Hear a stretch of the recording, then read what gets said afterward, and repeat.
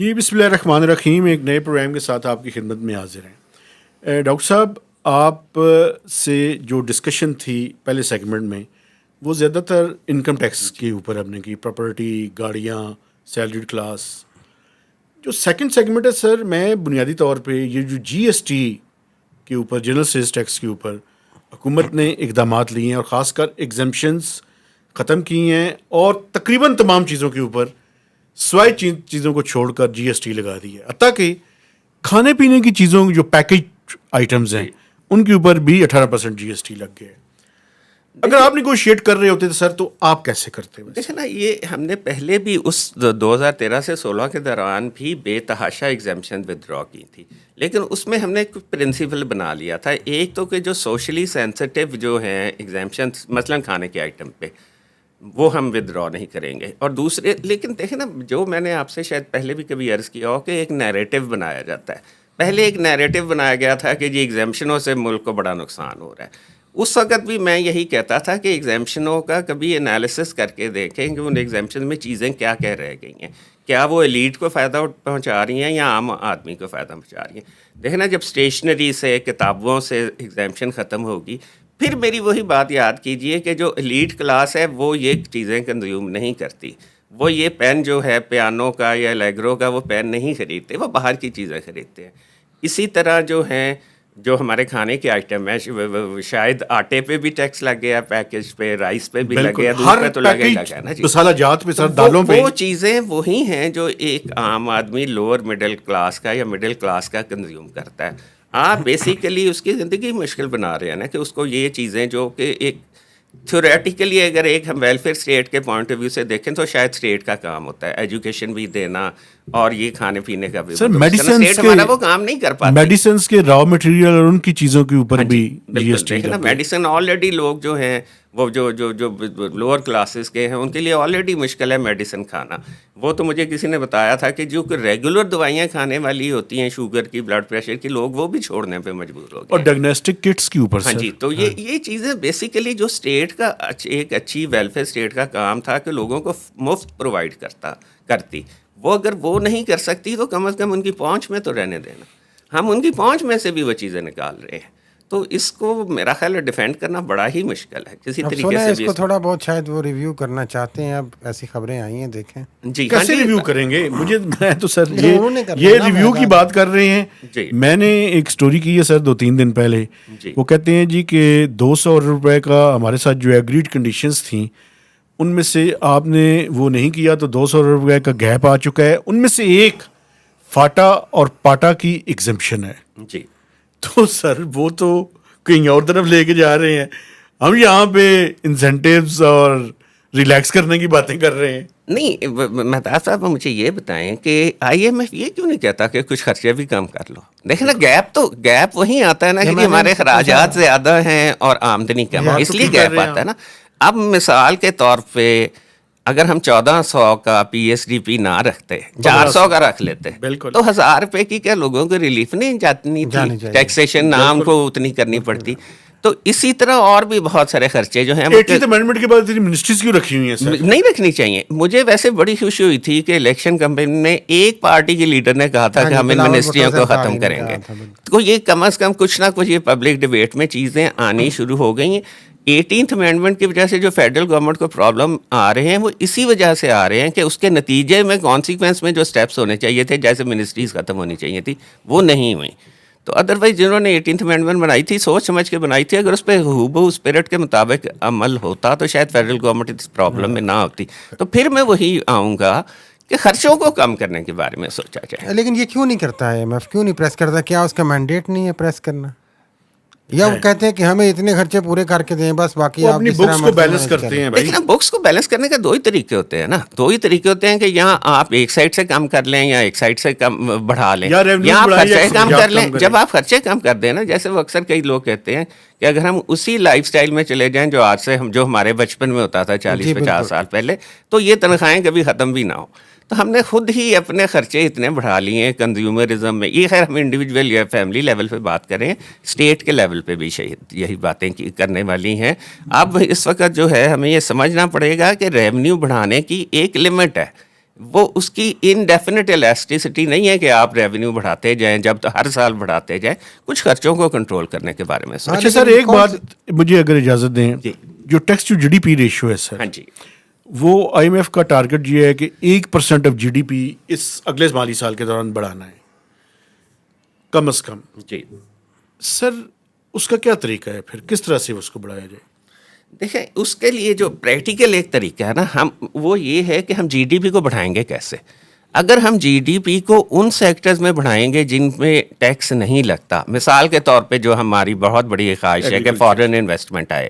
اگر foreign investment ہم اس شرط پہ لے کے آئیں گے کہ ہم نے تمہیں ٹیکس نہیں لگانا، تو پھر tax to G D P ratio کیسے بڑھے گا. سی پیک سے کچھ ہمارے جی ڈی پی میں اضافہ ہوا ہوگا نا ڈیفینیٹلی، لیکن وہ سی پیک کو سارے کو آپ نے ٹیکس سے ایگزمپشن دی ہوئی تھی.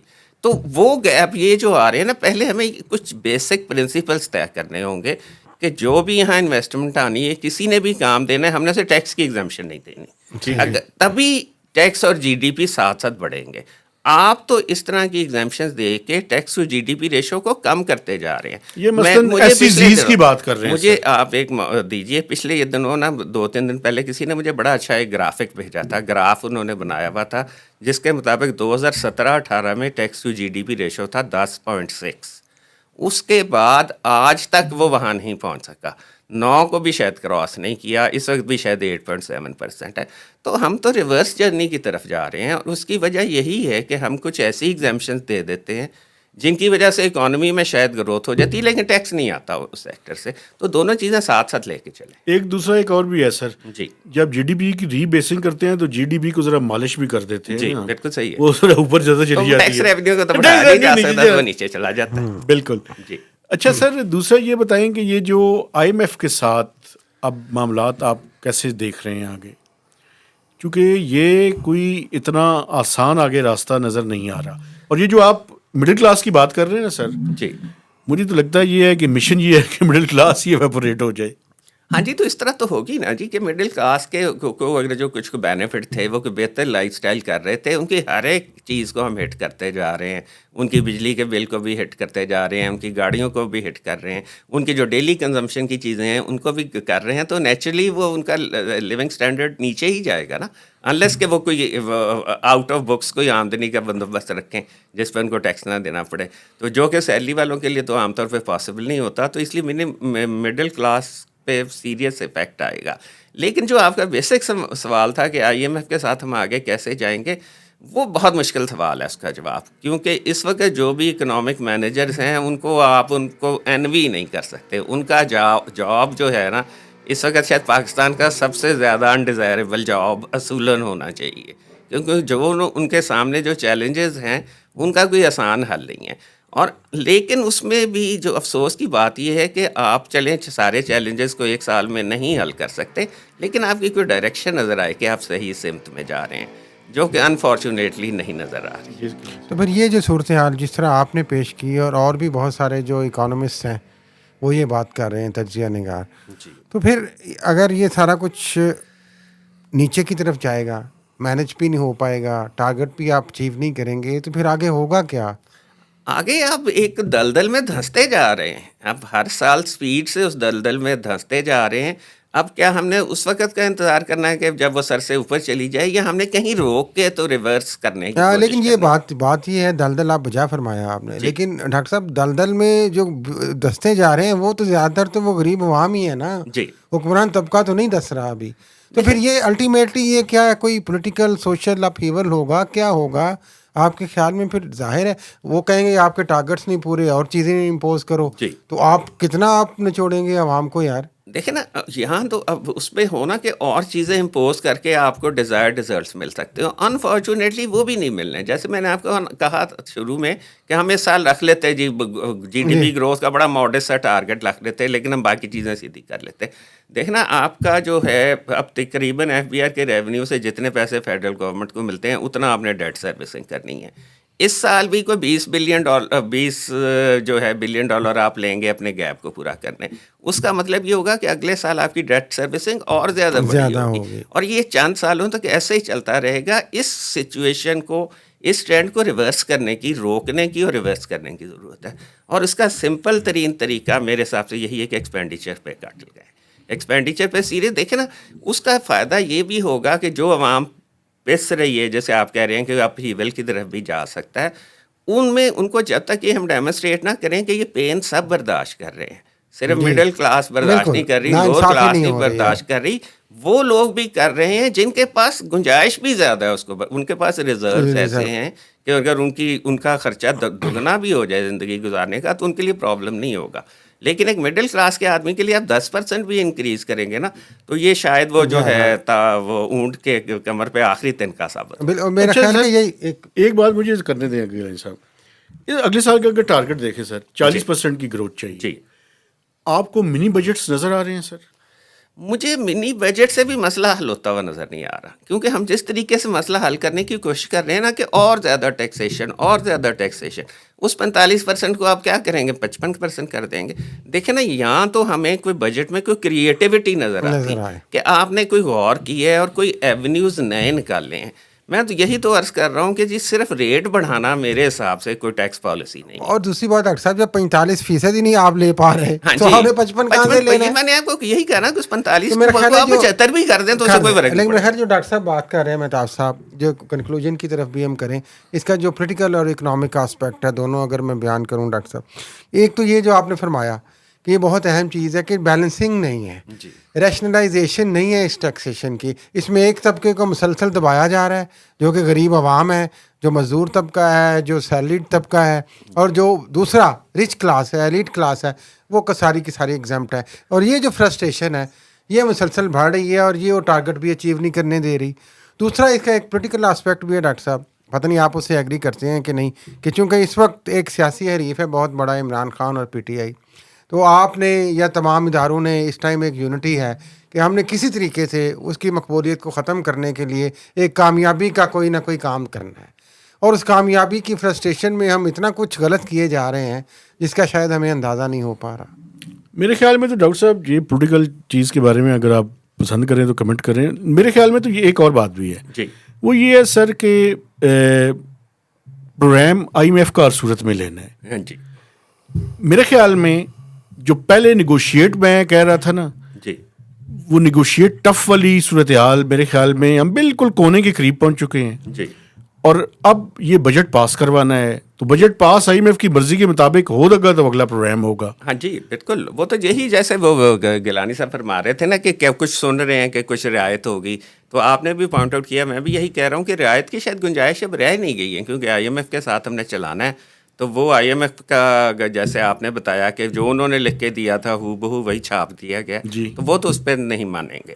اگر انہوں نے ماننا ہوتا تو بجٹ سے پہلے جو نیگوسیشنس اگر ہوئی ہیں, جیسے گیلانی صاحب نے کہا کہ اگر ہوئی ہیں, تو اس میں ان کو مان جانا چاہیے. ویسے سر اس دفعہ بڑی ٹف ہوئی ہیں یہ, مجھے میں آپ کو یہ بتا سکتا ہوں, اور بڑا ہارڈ ہٹنگ اسٹائل تھا ویسے. جی, یہ پولیٹیکل پہ بھی آپ کچھ کہنا چاہتے ہیں سر؟ پولیٹیکل پہ تو دیکھیں نا کہ یہ جو پولیٹیکل آبجیکٹیو ہونا چاہیے کہ گورنمنٹ تھریٹنڈ فیل کر رہی ہے اپنے کسی اوپوننٹس کی وجہ سے, تو اس کو تو زیادہ پھر عوام کے لیے بہتری کے لیے کام کرنا چاہیے نا جی, کیونکہ اس کا ریشنل اس ڈینجر کو یا چیلنج کو اوائڈ کرنے کا طریقہ یہی ہے کہ آپ عوام کو زیادہ سہولتیں دیں.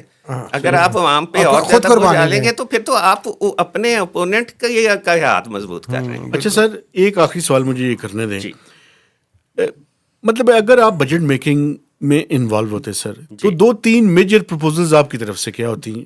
براڈننگ بھی ہو اور ٹیکس نیٹ میں اضافہ بھی ہو, اور دیکھیں نا میرے حساب سے جیسے میرا یہ خیال ہے کہ براڈننگ ایک سیکنڈری آبجیکٹیو ہونا چاہیے. اگر آپ کسی طریقے سے لوگوں سے ٹیکس کنٹریبیوشن لے سکتے ہیں تو آپ کو اس کے بارے میں بہت زیادہ کنسرن نہیں ہونا چاہیے کہ وہ ریٹرن بھی فائل کر رہے ہیں یا نہیں کر رہے ہیں. ہمارا اس وقت جو ہے نا ایگزسٹانشل جو تھریٹ ہے وہ ریونیو کی شارٹ فال ہے وزا وی ایکسپینڈیچر. سمپل ترین طریقہ تو یہ کہ آپ تھوڑا سا ایکسپینڈیچر کو کم کریں, تھوڑا سا ریونیو کو بڑھائیں, اور وہ جو ہے بجٹ کو ایک بیلنسنگ ایکٹ ہی ہے نا جی, کہ خرچے اور جو آمدن ہے اس میں ڈسکریمنسی نہیں ہونی چاہیے. تو خرچوں کو کم کرنا بڑا سیریس چیز ہے, اور ریونیو کو اس طریقے سے بڑھائیں کہ لوگوں کو کاروبار بھی کرنے دیں اور لوگوں کو زندہ بھی رہنے دیں. تبھی وہ ٹیکس آئے گا نا جی. جی ہاں، تبھی سسٹم ٹیکس آئے گا چلے. کہ اگر بزنس چلے گا اور لوگ موجود ہوں گے اس کیپیسٹی میں ہوں گے کہ وہ پیسے خرچ کریں, کیونکہ ہمارا بہت بڑا ریونیو کا حصہ تو انڈائریکٹ ٹیکسز سے آتا ہے نا, کنزمپشن سے. اگر لوگوں کی کنزمپشن کی صلاحیت ہم ختم کر دیں گے تو ہم ٹیکس کہاں سے لیں گے؟ آخری سوال سر میری طرف سے, اگر مجھے گلنی صاحب یہ اجازت دیں تیسرا گے. آخری ہے آپ کا. نہیں, یہ بڑا ضروری ہے. جی ایف بی آر کے اندر بڑی سر اس ٹائم یعنی کیا اسے کہتے ہیں انکمفرٹیبل سچویشن ہے. مجھے یہ بتائیں سر, میں ایف بی آر کی ریفارمز کے خلاف نہیں ہوں. جی ایف بی آر کی ریسٹرکچرنگ, جی اب یہ اس کا نام ڈیجیٹائزیشن دے رہے ہیں. یہ ڈیجیٹائزیشن کوئی ہیلپ فل ہوگی without doing the speed work? Digitalization دیکھیں نا, پہلے تو یہ پریزنٹ کیا جا رہا ہے جیسے کوئی نئی چیز ہم نے نکالی ہے. Digitalize F B R already ہے. سارے ایف بی آر کے پروسیسز, آپ بھی اگر انکم ٹیکس ریٹرن فائل کرتے ہیں الیکٹرانکلی فائل کرتے ہیں, مینول نہیں کر سکتے. آپ کو نوٹس آتا ہے وہ بھی الیکٹرانک آتا ہے. تو یہ ہمیں سمجھنے کی کوشش کرنی چاہیے کہ یہ کام آلریڈی چل رہا ہے, آپ اس کو گریجولی اس میں امپروومنٹ کرتے جائیں. لیکن یہ نہ سمجھیں کہ یہاں یہ پریزنٹ نہ کرنے کی کوشش کریں کہ ہم کوئی جو آج تک کسی نے نہیں سوچا وہ کرنے جا رہے ہیں. تو ریفارمز جو ہیں ایک کنٹینیوس پروسیس ہونا چاہیے, اس کا ڈسکنیکٹ نہیں ہونا چاہیے کہ ایک سٹیج پہ آپ جا کے پچھلے سارے پہ لائن مار دیں اور نئے سرے سے شروع کرنا کی کوشش کریں.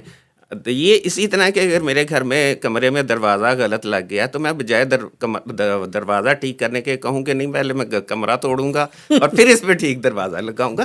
تو گریجول چھوٹی امپرومنٹس کریں, ڈسرپٹیو چینجز نہ کریں.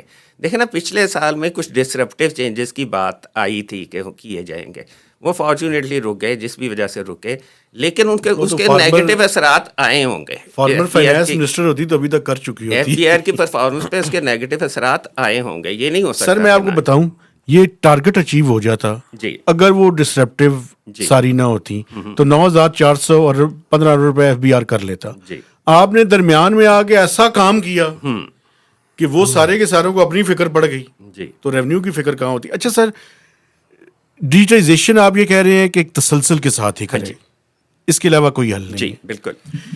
ڈاکٹر صاحب میں جی پلیز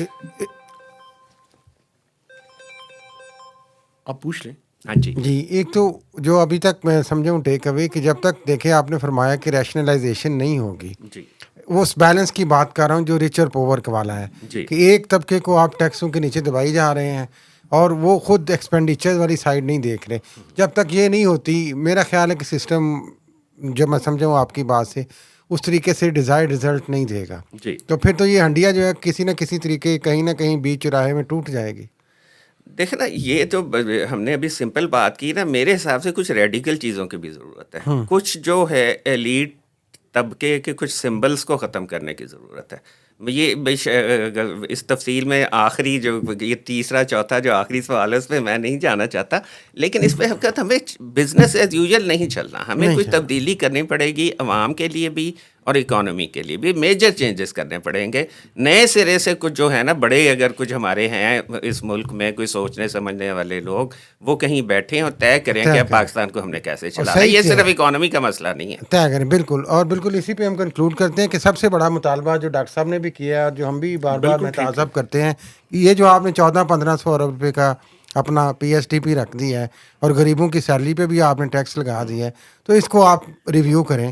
اس کو آپ کم از کم 50% تو رکھ لیں تاکہ وہ باقی 750 ارب کہیں پہ لگے اور عوام کا نچوڑ نہ نکلے. دوسری بات میں ایک جاتے جاتے سجیشن دیتا ہوں, میں تو ایک سٹیزن کے طور پہ ڈاکٹر صاحب بات کر رہا ہوں کہ جس طرح آپ نے کہا کہ وہ بیلنس کس طریقے سے ہونا ہے, یہ کروڑوں روپے کی گاڑیوں میں جس طرح ہمارے پارلیمنٹیرینس پھرتے ہیں, یہ بھی کوئی اچھا میسج نہیں جاتا ہے. آپ کیوں نہیں ایسے قوانین لاتے کہ آپ بھی ایک سادہ گاڑی پہ جائے پارلیمنٹیرین باقی ساری چیزیں بیچیں, تاکہ لوگوں میں وہ جو احساس کمتری ہے اور وہ کمپلیکس ہے اور وہ جو انجسٹس کی ساری ان کے سوالات ہیں وہ ختم ہوں کسی نہ کسی طریقے سے.